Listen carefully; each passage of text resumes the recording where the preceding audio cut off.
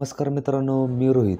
आजच्या व्हिडिओमध्ये आपण पाहणार आहोत की मागेल त्याला सोलर पंप योजना या योजनेअंतर्गत सोलर पंप कंपनी कशी निवडायची. तर चला आपण पाहूयात.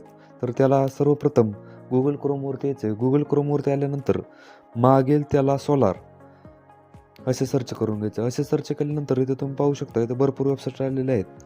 तर तुम्ही सर्वप्रथम दिलेली वेबसाईटवरती क्लिक करून घ्यायचं आहे. या वेबसाईटवरती क्लिक केल्यानंतर असे बरेचसे ऑप्शन येतील. तर इथे बेनिफिशरी सर्व्हिसेस या ऑप्शनवरती क्लिक करून घ्यायचं. या ऑप्शनवरती क्लिक केल्यानंतर तुम्ही पाहू शकता 3 ऑप्शन आलेले आहेत. Apply, application current status, make payment. तर यातील ॲप्लिकेशन करंट स्टेटस या ऑप्शनवरती क्लिक करून घ्यायचं आहे. या ऑप्शनवरती क्लिक केल्यानंतर इथे तुम्ही पाहू शकता वरील कोपऱ्यात भाषा बदलण्याचा ऑप्शन दिलेला आहे. तर आपण इथे मराठी या भाषेवरती क्लिक करून घ्यायचं आहे. या भाषेवर क्लिक केल्यानंतर इथे तुम्ही पाहू शकता अर्जाची सद्यस्थिती, अर्ज करा, तक्रार निवारण असे बरेचसे ऑप्शन दिलेले आहेत. कंपनी निवडण्यासाठी इथे लाभार्थी क्रमांकाद्वारे शोधा या ऑप्शनवरती क्लिक करून घ्यायचं आहे. लाभार्थी क्रमांक म्हणजे ज्यावेळेस तुम्ही सोलरचा फॉर्म भरला होता त्यावेळेस तुम्हाला जो ॲप्लिकेशन नंबर आलेला आहे तो ॲप्लिकेशन नंबर इथे टाकून घ्यायचा आहे. ॲप्लिकेशन नंबर टाकल्यानंतर इथे तुम्ही पाहू शकता शोधा व रद्द करा असे 2 ऑप्शन दिलेले आहेत. तर यातील शोधा या ऑप्शनवरती क्लिक करून घ्यायचं आहे. या ऑप्शनवरती क्लिक केल्यानंतर इथे तुम्ही पाहू शकता ज्या शेतकऱ्याचा तुम्ही लाभार्थी क्रमांक अर्ज क्रमांक टाकलेला आहे त्याचे नाव आलेले आहे.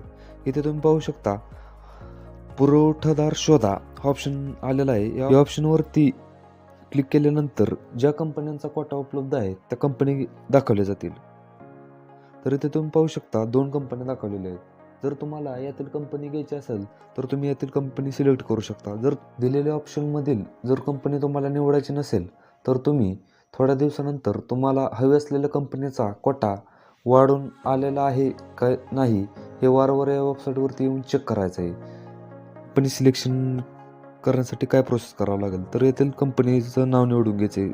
कंपनी निवडल्यानंतर इथे निवड करा ऑप्शन दिलेला आहे. या ऑप्शनवरती क्लिक करून घ्यायचं आहे. या ऑप्शनवरती क्लिक केल्यानंतर शेतकऱ्यांनी फॉर्म भरत्या वेळेस जो मोबाईल नंबर दिलेला आहे त्या नंबरवरती OTP पाठवण्यात आलेला आहे. तो OTP टाकून घ्यायचा आहे.